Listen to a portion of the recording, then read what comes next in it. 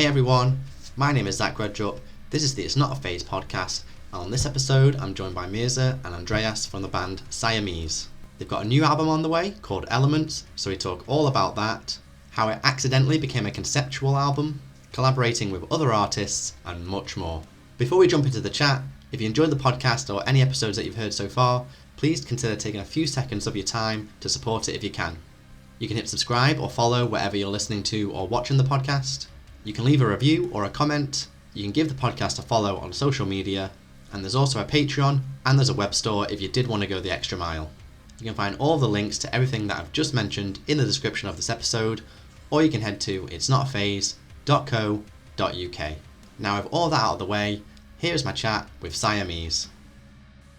What's up everybody? Thank you for joining me on this episode of the It's Not a Phase podcast, where I'm joined by Mirza and Andreas from the band Siamese. How are you both doing today? Very good. I'm good, thank you. Awesome. Well, I guess the exciting news is obviously new album on the way, Elements, that comes out on August 9th via Long Branch Records. How are you two feeling about, getting this album out there into the world? You want to start, Mirza?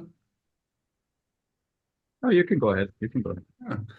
I'm really excited. It's quite a new, I feel like it's a natural direction for us, the next natural step for the Siamese sound. Yeah. I think with the last album, we kind of found our pocket, sort of say. I think this album is just a more extreme version of that. So yeah, really excited what how it's gonna land with people, and yeah, just it's funny when you make music. It's just old news when it finally comes out.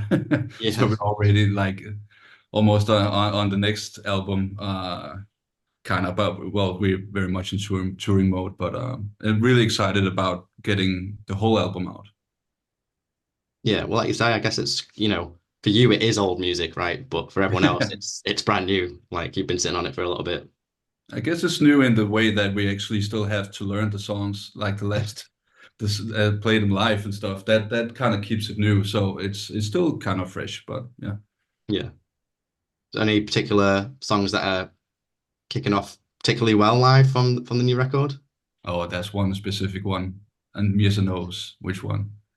Yeah. We've been taking some of the songs out before we released them, obviously because we were playing for such large crowds.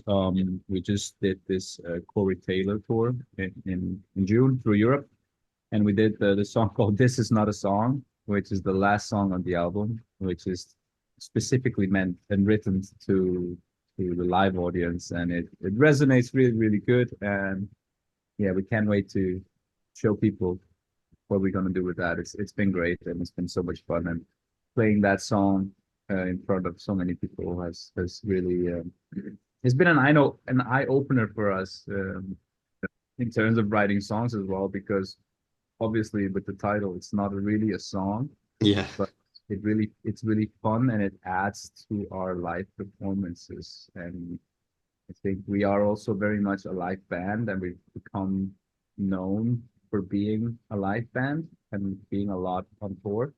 So this is something that's become more of our identity, and we hope to see more of that in the future, where we really can hype people up with songs like these. Yeah. So is that something that is, getting something that's more conscious in your head every time you make a new record, like the live experience is coming more like of a thing that you have to consider when you're making songs? I think you see it everywhere. I think like if you listen to Bring Me the Horizon songs now, they're still very good songs, but you obviously hear in the songwriting there are so many parts that are meant to hype people on a festival or at a venue. They have these parts built in where you just have to be engaged, and you can think about this how you want to, but in my opinion, it seems like the way we consume content just on social media is transmitting over to music as well. So you want to make music that is engaging in more ways than just the lyrics or the hook. It's actually having those parts, those moments in your song that will make the people go crazy. uh, Yeah. by just telling them to do so. Yeah. It's dumbing it down a bit actually, but I don't mind that, and I think that's where a lot of us are going, like the rock and metal scene, trying to involve people into this massive experience it is to see a rock show, because there is nothing else like that. I mean, you can go to a hip hop show and you can go to Travis Scott, and it will be crazy and wild, but it does not exchange the wild feelings you will get at a metal show. And I think that's a strong, good thing about metal. And I think this is something we need to focus more on and develop more. Mm. Not just us, but I think the whole genre and the scene as a whole. Yeah. Well, I Because don't know. sorry, Sorry. the whole scene is getting bigger. Yeah. Fine. There's more and more people coming into the scene, and this is getting kind of old. You know what I mean? Like, this is Yeah. cool, but now everybody does it. Taylor Swift does it. So we have to give them something else. And I think the live shows and the way that people interact with each other at live shows is one of the key elements to growing even bigger, and at least in my opinion. Yeah. It seems like the scene is getting like bigger and healthier, especially lately. And kind of onto what you said about like the live experience and the wildness of metal. I don't know if it's just me, but I've been fortunate enough to hear the album before it comes out, and to me it sounds like not only your heaviest album so far, I guess, but it seems like you've had EDM influences in the past, but it seems this is more prominent on this record. I don't know if you agree with that, if that was intentional. I think there was some experiments that we wanted to do genre-wise.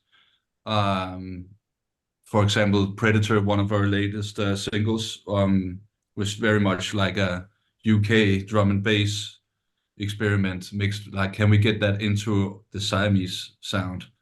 I think it was kind of like, it wasn't intentional, it wasn't planned, Right. but I think it was just natural that it kind of went more electronic but more heavy at the same time. So I think all the elements, no pun intended, from the last album was just kind of dialed up. Everything's just more. Right. Um, yeah. We always talk about in our band that we do two records that sound similar, but the one is better than the other. Right. So at this point, in our opinion at least, probably some fans will disagree, but when we did Shameless in 2017, then we did Superhuman, which in our opinion was a better version of Shameless. Even though we're proud of both records, it goes to show how we've evolved.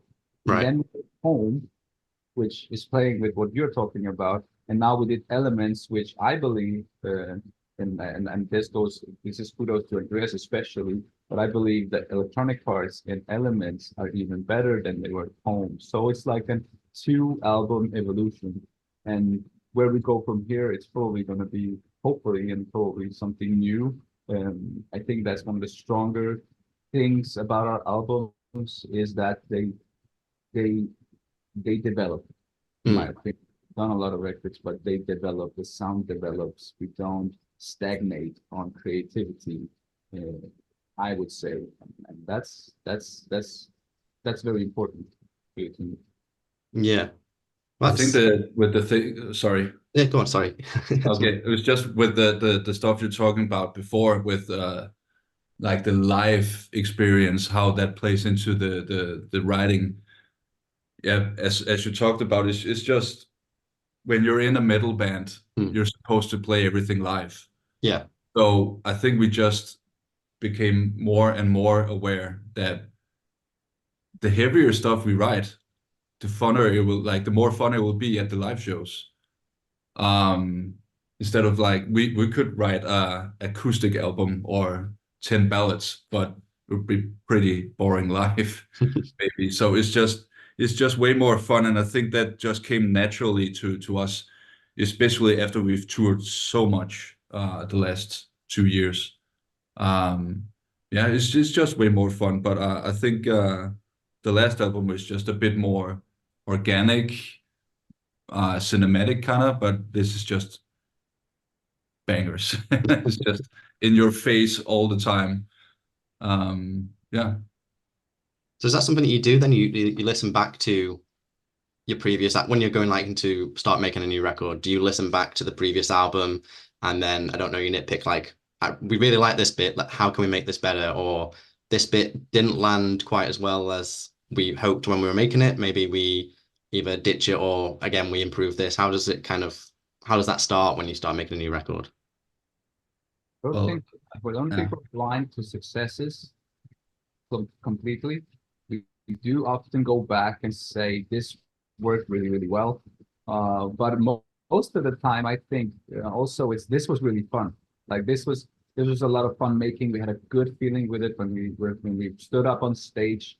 This felt really, really good. And kind of again, going back to what Andreas said, being live, being up on stage with the songs also gives us our direction of where we want to go.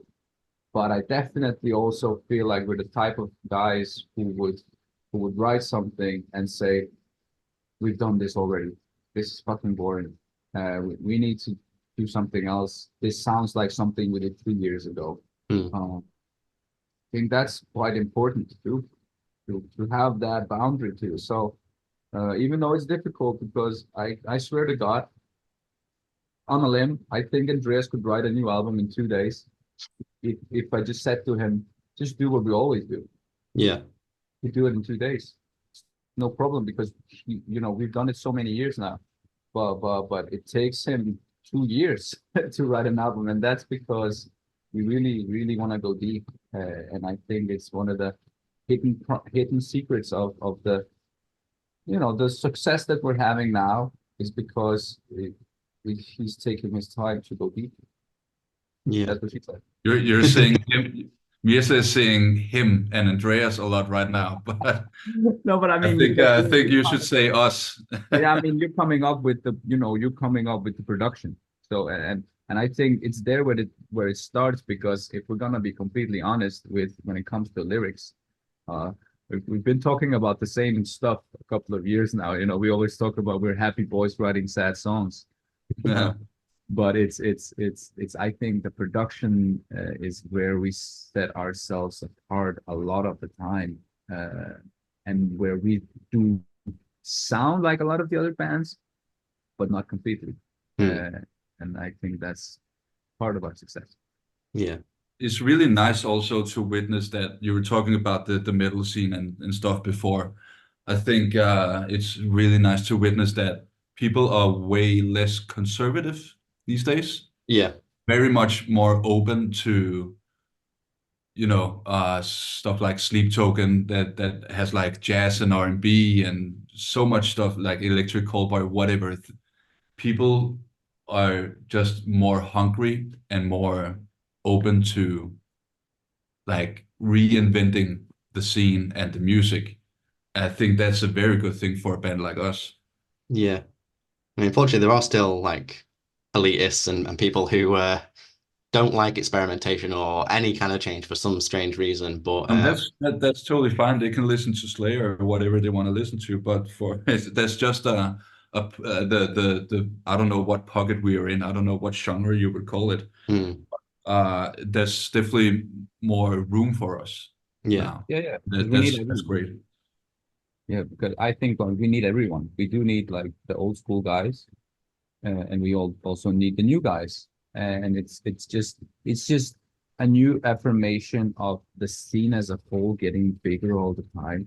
Like, we've been here for a while, and if you just compare 2017 to now, it's just 7 years, but the difference is massive. And I know a lot of fans out there don't like to hear this, but that's mainly and mostly because of Spotify and TikTok. That's the main reason for this, because we've never sold this many tickets. We've never done so good.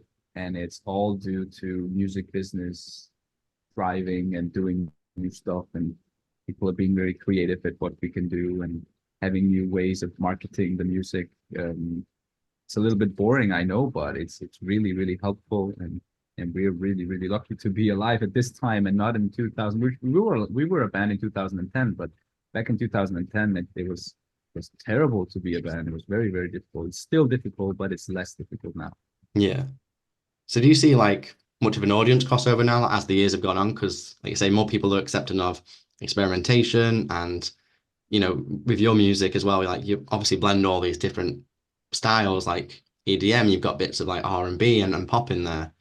Do you see like many, not just like your typical metalhead or rock fan in there?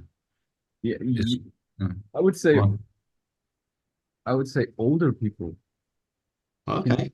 I cannot believe how many older, I would say older people. I would say people older than me. Right. Yeah, I'm surprised we have people who are well in their life, like really, really, really enjoying this type of music.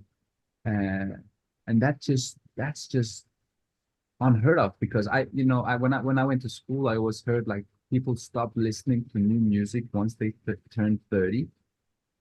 And that's not the case anymore, it seems like people are actually eager to. So that's like the biggest wow for me. It's when like old dudes, like 60-year-old dudes, come up and say like, I've listened to this album means a lot to me. I'm like, wow, that's amazing. That's pretty cool.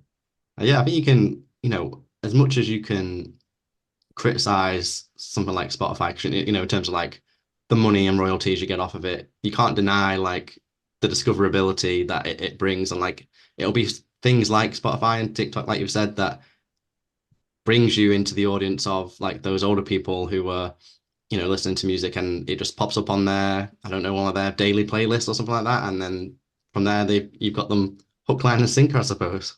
yeah, it's all give and take. Yeah. But yeah, I also think Siamese has always been like every album has been like a picture of where we were creatively at the moment, but we've always been like a gateway band. People keep saying that. So I think we don't get like exposed a lot to people that normally wouldn't hear this genre or Mm. metal music. But if they accidentally hear it or go to a concert with a friend that dragged them along or whatever, they actually understand it. So, but we're not, we don't have any plans or hopes for like a mainstream uh, like exposure or anything. But I think there's something for everyone in Mm. some sense, but we are definitely very much in metal rock land. Yeah. So. Yeah. Well, you mentioned production earlier, and you know you produce the music, Andreas. So what do you feel like are the benefits then of keeping the production in-house? You know, especially with a band like yours, where you've got all this kind of flexibility, I suppose, in terms of like what genres you meddle with. Is that like a benefit that you are keeping it in-house? There's no like outsiders kind of dabbling saying this is what you should do, this is what you shouldn't do. It's basically just what we've always done. I think we kind of started doing everything ourselves. What do you remember, Mirza? Was it like Yeah, after the second album, I guess. yeah, I think the Shameless album, maybe that was the first one where we actually did everything ourselves. Right. But then we started, getting better mixers and mastering people to kind of help us. Chris Kreutzfeldt, very much recommend him for any bands that are looking for a good mixer. But it's just, kind of hand in hand. But, I do pop music and electronic music for a living. So I think it was just that kind of blended into Siamese, and Siamese actually started blending into what I was doing with like pop writing. So, Right. and I think Mirza and me, we've been writing music together for so many years that we have our go-to tools, but with every album, we kind of get these new tools and new toys to kind of play with. And we also really started to challenge ourselves way more. As Mirza said, it takes two years to come up with something original and around 100 songs. Right. Okay. So we boil it down to 10 when we feel like we have something that could be an album. So Right. And I totally forgot your question now. It was production or what was it? Yeah, I was just saying, like, do you think there's benefits to producing it yourselves that you don't get, I guess, when you go to an outside Of course. producer? Yeah, I but I mean, think we're very much open to kind of we've done some co-writing stuff on the last album, a little bit on this album too, mainly just features. But we also like talking about getting co-writers and co-producers, like maybe for if there's a next album after this one, that'll be kind of cool and exciting and get some kind of sparring with both production and songwriting. Mm. But with this one, it was just kind of we just plowed through, and there was a lot of ideas. But yeah, there's a lot of creativity, I think, with Yeah, production on this one, and we agree on most things, so that's pretty cool. just to chime in always there on helps. the benefits, obviously, the benefit is we can take our time as we want. That's the first thing. The other, because now doing this album, which Andreas just said, I was having a kid for the first time in my life, so I could not be set on a schedule. I could not be like, this is the time where I only just do that. But that time of my life is basically over. I have to plan everything accordingly. So that's a great benefit of doing everything in house. And the other thing which you cannot stress enough, and this maybe goes out to a lot of bands out there. If you have like a band which is basically now becoming a whole music company, like production wise, we do everything. Like I manage for a living. Andreas writes music for a living. He can produce. I can do everything around him. I have a full team of committed people to help us from artwork to music videos to just being equipped of being your own boss. And that's basically what you are when you have your own production and you do your own production. You are your own boss all the time, and it's priceless. But it also does take a lot of time, and you have to spend a lot of time with it. So we've done that, and we are here. It's very lucky for us. And it makes it being a band much easier. I know how the costings and how time looks like for other bands that I manage, and how much time and money they have to put in to make an album work, and we make it way faster. That's also why we've written so many albums, because it's easy for us to facilitate. Yeah, I mean, you don't have to rely on people, doesn't it? Like if you need like if there's like a quick deadline or something like that, then you don't have to. And also you won't get like messed over by someone who's trying to get more money out of you than what would actually be expected for something. How many bands have you not interviewed who would tell you like, oh, we were getting a mix and then he was gone, he didn't respond, and it took a month more, than 2, then 3. Happens all the time. It doesn't happen here because we're very dependent on each other. So yeah, that's good to be so self-sufficient, I suppose. exactly. And I think I read some of that. Do you two share like the lyrical duties as well in terms of the songs as well? Yeah. I mean, it all depends on the song. So Right. sometimes Andreas would be doing a song and then he already has like an idea of a lyric and also idea of a melody. So he's written something down and I just look through it and I edit a little bit. I go in here, maybe there's verses missing and I write the verses. Other times it's just the full song with no melody, with no lyrics, and we just plow through it together. But the main thing is we both have to agree and approve everything.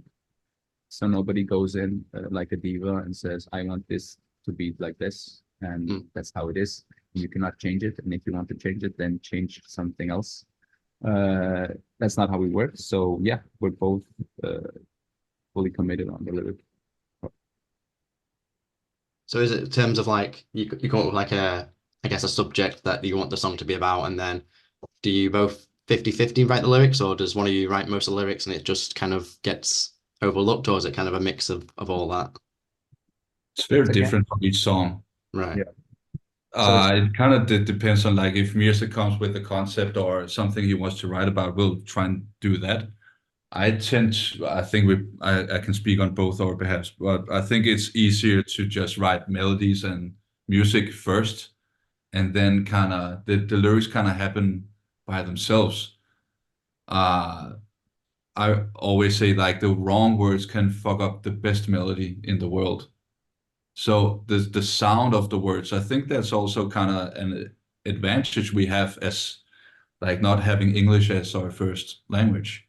It's Mm. just hear the sound of the words first. And if this words doesn't sound right, then it can really ruin a really good melody. So sometimes it's like, oh, this is a cool phrase, and then the whole theme and subject of the song will kind of happen afterwards. Right. But it depends from song to song. Um, a good example is Sloboda from our last album. That was like a very precious song to Mirza lyrically, and he wrote the whole thing. And I think this album is a little bit more. We are pretty good, like in pretty good places in our lives. So there's not like we're still writing breakup songs and stuff, but I think it's just, stories and stuff. But it's not something that's like happening right now. But yeah, it's just kind of breadcrumbs. You go along and kind of keep digging, or then all of a sudden it's a song. It's a song. So it's hard to say like how we write the lyrics and who writes how much. It's very different each time. And sometimes we're in that massive pickle because we're not from Sweden and we don't write pop hits. I don't know if you've seen the Netflix documentary. Which one? Which documentary is that? Sorry. That like there's a documentary on Netflix about the biggest pop hits. So Right. like since with Britney Spears, "Hit Me Baby One More Time," where it doesn't make sense, like the lyrics don't make sense, but they really sound good. Oh, this is pop is called.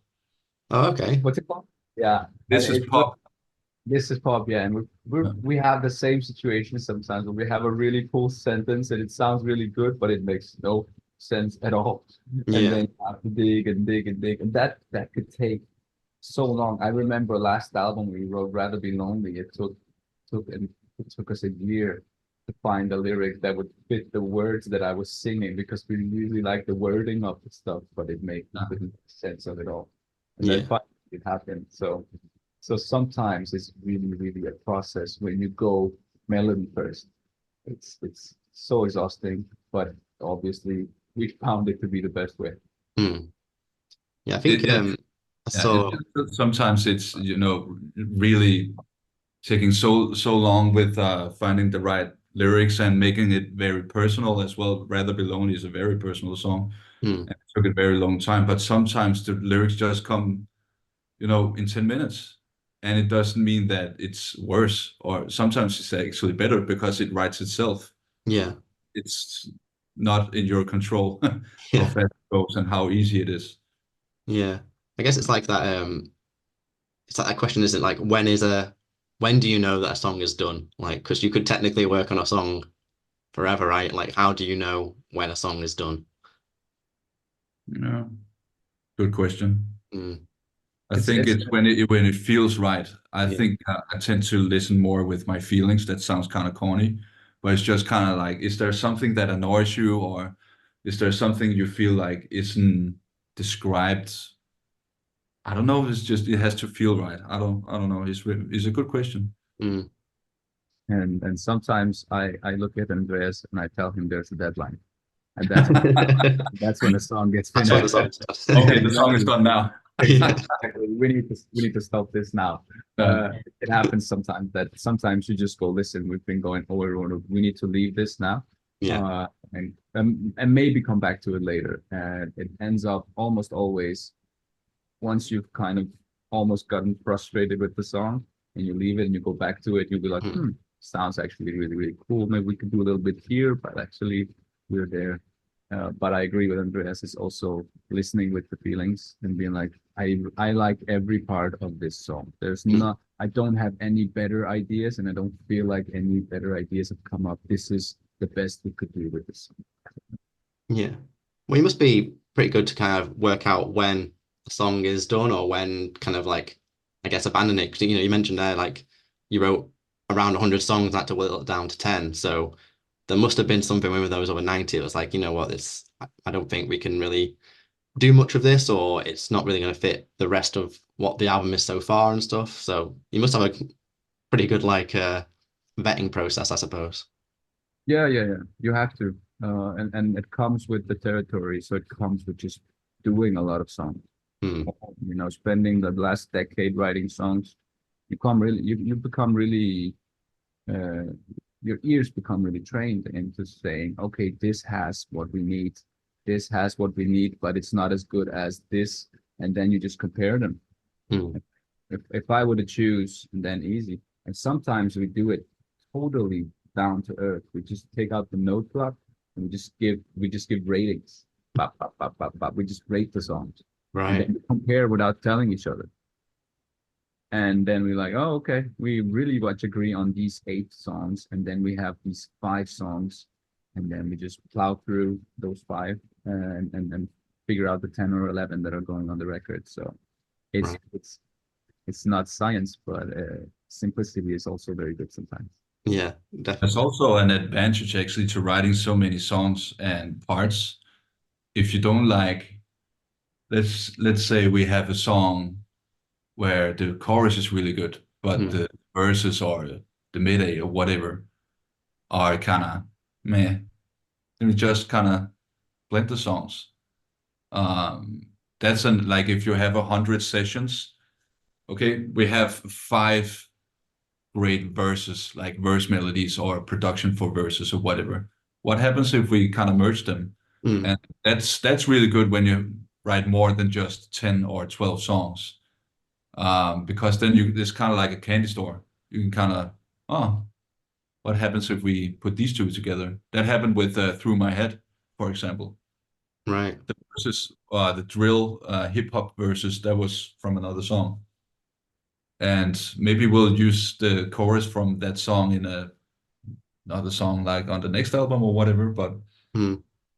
it just didn't feel right to us, that chorus. So yeah, we just put it in the Through My Head song instead. Right.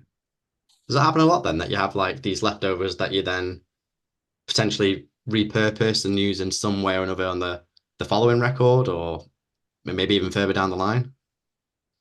I think it has happened. It's Uh, just happened on this record, On Fire. The mid-8 from On Fire was yeah, written for the previous record Right. and came on this record. But we liked the part. We really liked the mid-8, but we couldn't put it anywhere Hmm. on and it was one of the first songs we did like focusedly on the new album. Was On Fire, and I really liked that part. And I was like, we could maybe put it in, and I think you just put up the tempo from the original and maybe change the tone a little bit and it sounded good. Yeah. So yeah, it's definitely something we can go into that bank and the library of things done before, and sometimes we dig stuff out. Uh, and also here, it's very good to have a very long break from it, Hmm. because then you listen with new ears and like, oh, this is actually really, really cool. We should go back to this and try to make it into a song. It could also be something with changing, like the scene is changing every year. Every year there's new waves of doing things, and then Yeah. you go back to something you did 3 years ago, like, oh, this sounds really contemporary now. This sounds Yeah. like everybody's doing this now. Well, let's take it up. Let's try and make something out of it. Yeah. So that's It's and just, it's a very important thing that Mirza just said actually. Writing songs is also when you leave it alone, because you can just keep at it and keep at it, and after at a certain point you just start making bad decisions for the song. So that's a good way, like when you get stuck in the, like this may be a tip for songwriters and bands, like maybe do 5 days where you just write, or 2 days, whatever, how long you can kind of make it fun, but write an idea, and when you get stuck, start a new idea, and then all of a sudden you have like 15 ideas, and then you can maybe just leave it alone for a week, hmm. and then go back to it, listen to it, and oh, this part is cool. Like then you're actually listening to it like as a listener. Yeah. Uh, I think that's like if you want to write an album fast, or like write material in a fast way. I think that's a good way. as Mirza said, fresh ears is as important as actually writing the stuff. Mm. Mm. Well, I read somewhere else that is Elements a concept album, but is only conceptual by accident? Is that what happened? The latter. Concept by accident. Right. Andreas can maybe elaborate on that. Well, but the first song we wrote, that was like way before we wrote anything else. That was The Shape of Water. Mm. And that was, I always just thought it was a cool song title. And that was actually one of the songs where I just came with the title. It would be Right. cool to have a song called The Shape of Water. Right. And then we actually just wrote the lyrics like out of the title. A funny story is also the instrumental was originally for Bring Me the Horizon. Oh, okay. Because one of my friends, colleagues, he was kind of co-writing with the guys at the time. And he asked me like, can you write me some riffs? Because he's not like a metal guitarist, he was just a songwriter. He was there to help them with the lyrics and melodies. And I think I wrote like 15 sketches for Bring Me the Horizon. Or there was this sounds like them kind of. And they actually heard it and liked some of the stuff, but kind of ended up not using it. And then I naturally played it for Mirza, and he said, "Oh, this is really cool." Like we both agreed, like this is the best one. Mm-hmm. And so it became Shape of Water. But yeah, the rest was just like all of a sudden, oh, there's a lot of like about elements. It was like maybe we should just call the album Elements. Mm. So yeah, totally by accident. Right. Yeah, we got Hurricane, we got On Fire, we got Something with Water, Chemistry. On Fire. Yeah, we say something about ether as well, I think, and we sing Air also on. It was just a lot of those things coming up. I don't know if it's because we're getting older. We're trying to do that stuff, but it was just, let's call it elements. It feels fitting, and again, sometimes you don't have to think deeper. Things just come at you, and this is definitely the case with this album. Yeah. Just seems like a no-brainer title then. Like, if it's already there right in front of you, why would you not go with it? Yeah, the song that actually came out today used to be called Moth to Flame. Right. Yeah, another point. Because that's what we're saying, but it was like, okay, that was when we went like full conceptual like angle on it. But we should call this song Hurricane instead of Moth to Flame because we already have a fire song. Right. This is the air song, I guess. Yeah. That was the most conceptual like decision we did on the album, I think. Yeah, because I mean, if you went down that road, then I don't know, you could have eventually called the album Fire because you got all these songs about fire. But yeah, but all the elements are represented in the songs. Yeah. So cool. just So obviously you've got the guest spots on there as well from 1056 and Resolve. How did they get involved? How did that happen? Yeah, I mean, when we wrote the album, there is, and still really was, and still is a lot of good things going on the French metal scene, especially French metalcore. I think some of the best bands in Europe coming from that country right now. And I happened to manage 1056 at that point, and also I knew Anthony, who was on the track, and we toured with Resolve. They were supporting us on our headline tour, Right. and it was just something we really, really wanted to do. And I really loved 1056, so it was easy to be friends. So I was just hitting them up, and they were obviously keen, and those songs turned out great. But yeah, we have a French connection on the album. That's the two features, both French, and yeah, it's been fun, and we're really happy they did it. It sounds massive, and the songs would have not have been what they are without those guys, for sure. We always have these like great features on your albums, like you had like Rory on the last album and Drew York as well.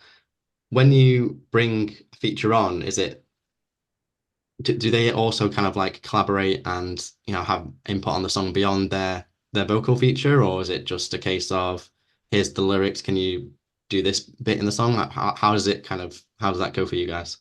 So the feature part gets created already when you write the song. Right.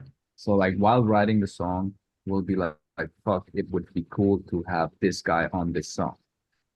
Uh, and again, being so self-sufficient and doing everything ourselves, going back from what we talked about earlier, Hmm. we're just more comfortable with, having at least an outline of an idea of what we want them to do. So we give them that, and obviously tell them you can play around. Some of them did, but this is kind of the idea we had. This is what we did this time. I remember last time with Drew York on Home, we just told him, here's the song, we're missing one verse, just go nuts on your verse and then go here with the bridge, and then we have a breakdown, do something, do what you do. So Yeah, well, kind we of, basically told him what to write about, like within yeah, the concept of obviously, yeah. home. But yeah, Right. But other than that, we were like, just go nuts, see where it takes you. Uh, uh, and I like that a lot, like giving them the freedom. But sometimes it's also important that the vision is still there, and that we Hmm. don't get lost because we want some guy on, and then the song just changes character and stuff like that. It's not happened yet, but we're well aware of it could happen. So we're Yeah. being a bit cautious as well. But it's been great, and we've been really really happy, and I think the features have been working really well. Hmm. Yeah. Yeah, they bring like a unique spin to it, don't they? Like their input is very, very clear. Like, and it's not just their voice. Like you Mm. can kind of hear their signature sound from their respective bands that they're already in the song as well. Yeah, exactly. We hope at least.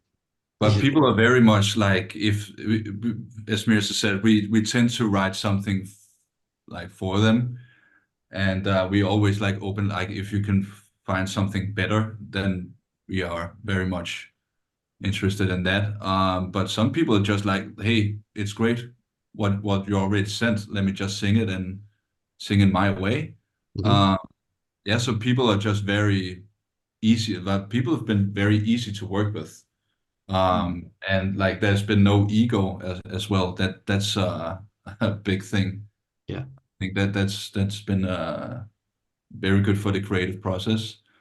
Yeah, so it's just very different from song to song how much we write. I think on the new album we've been kind of this is the idea, but then for example Anthony from Resolve he wrote a whole new vocal part for the breakdown in Right. my head, and yeah we just tweaked a little bit like what he sent, but it sounded so good. Like he totally elevated the song. He has such a crazy voice. Yeah. Yeah. Awesome. Well, you mentioned earlier, but you've not long come off a few shows across Europe supporting Corey Taylor. How were those for you? Oh, they were good. Different, Different. different. Very exotic locations, I would Yeah. say. We played on top of a mountain in the middle of Athens, for example. Wow. Uh, Quite a crazy drive up there, and it's just like an amphitheater on the top of a mountain in Athens, and we went to Turkey and Bulgaria. Where else? Croatia, Romania. So many like cool places we've never been. And Corey and his whole team were just like we've never experienced like a team and a crew that sweet. They actually drove our gear around for like a lot of the Really? gigs. Like they were just so helpful and so friendly, and really made us feel like extremely welcome. And yeah, it was really good. Yeah. But also, as Mirza said, it's very different, and Yeah, he can elaborate on that. for me, it's like doing support shows in general makes you miss your own fans so damn much. Like, and if you're in a band and you play support, you know what I mean, because it's like it's great to play in front of so many people, but you want what Corey's got. You want the 110% dedicated people to just go crazy, and you Yeah. don't always get that when you're supporting. because you're basically playing before the guy who everybody came to see and spend an enormous amount of money to see, especially in the countries that we were in. So, so like when I play support, I just miss my own fans so much, and I just want to go out on my own tour and headline and do it as quick as possible, because I want that experience, and that's why we're doing this. Is to play in front of people who really came to see us and enjoy our music. But it is a stepping stone, and I know that we got a lot of new fans from doing this, and we got a lot of positive reactions, which is great. So that was great. But yeah, I can't wait to announce a new tour around Europe soon, and do the thing that we did, but in a very different way very soon. What's are you guys big Slipknot or Stone Sour fans then? I'm a Slipknot fan. I'm a big Slipknot fan, but I've never listened that much to Stone Sour. Right. But obviously grew up on Slipknot. It was just part of my wall, like, my background noise growing up, because they hit right. I'm in the mid 30s, so they hit right into my childhood. Yeah. Yeah, one of my best concert experiences in my life is still Slipknot in 2009. Wow. Was in the mosh pit, and yeah, it was just one of the best live bands I've ever seen. Still is. Yeah. I mean, it helps that there's 9 of them on there, and they're throwing barrels and cakes around and stuff like that. So Yeah. Well, the energy is unparalleled. So, and he is by far top 2 or top 3 frontmen in the world. There is nobody else who can do what he does. It's just crazy. Just the sound of his voice is so demanding, and so there's so much authority. It's unbelievable. What are your favorite Slipknot albums? I like Iowa. Basically, probably the only one I've listened to, like, really a lot of it. Right. And then they made that album that really got hyped, but I really didn't like. But I did listen a lot to it. What's it called? It's got something with Armadillion. Is it Volume 3 Subliminal Verses? I think that's what came afterwards. It's not. It came in the mid.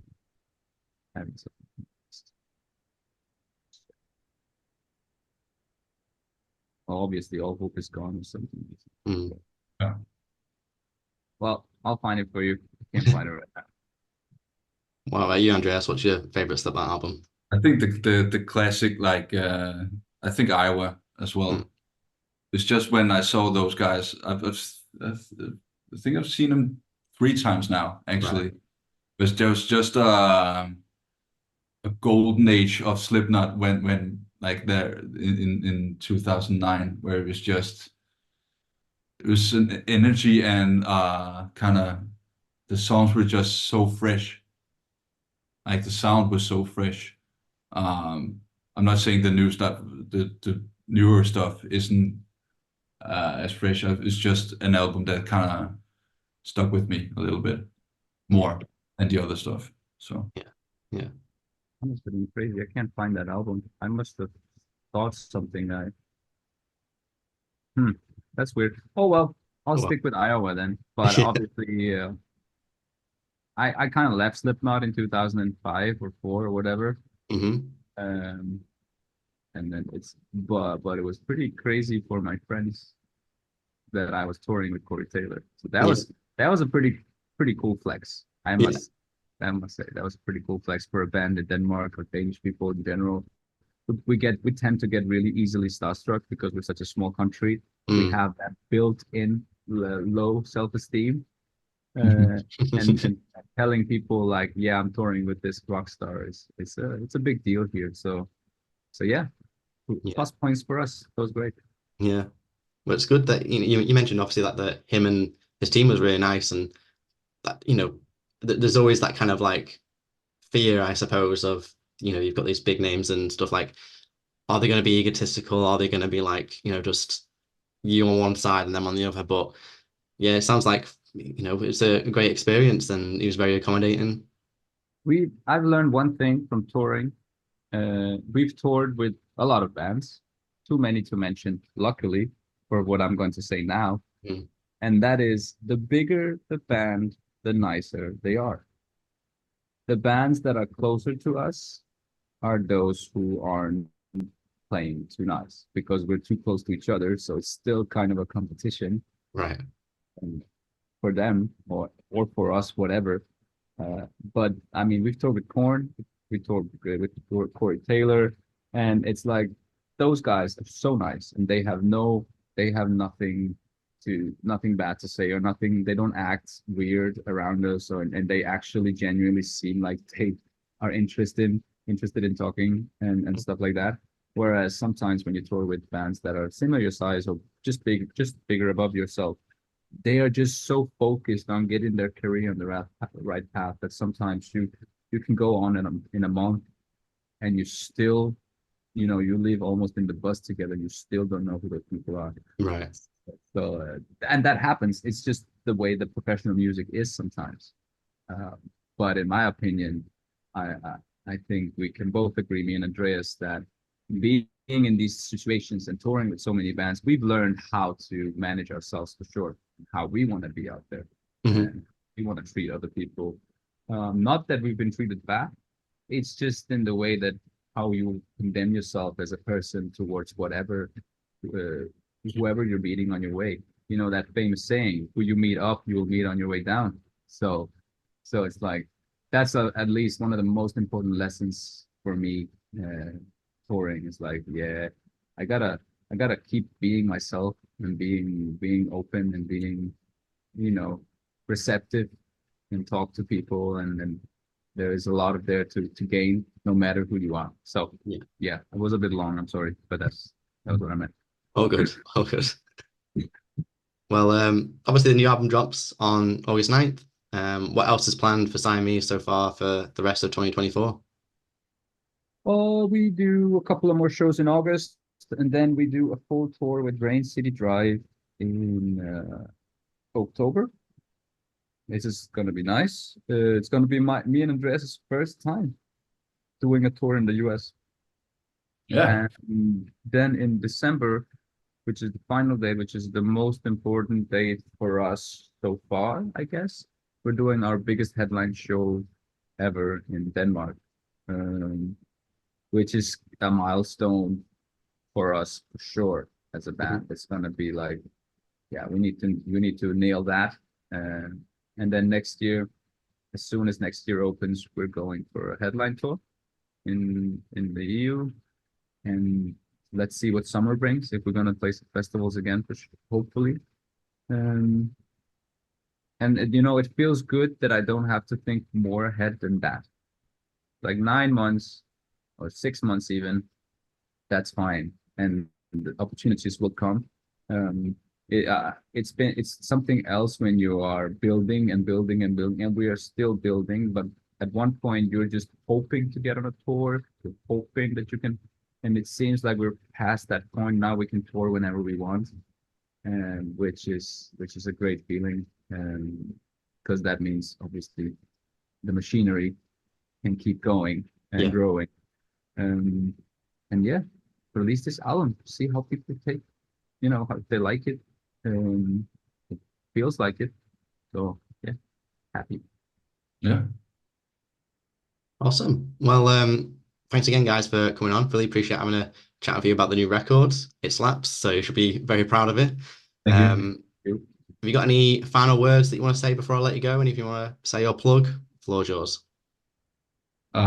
Just thanks for having us. I hope that people watching this would listen to the new album and come to the shows. Come say hi. Yeah, the same. And I would also strongly suggest and tell people to keep supporting the scene. Even if it's getting bigger, we still need everyone, especially the smaller bands. So buy a ticket up front, stream, buy the vinyl, go to the shop, and keep listening to Siamese.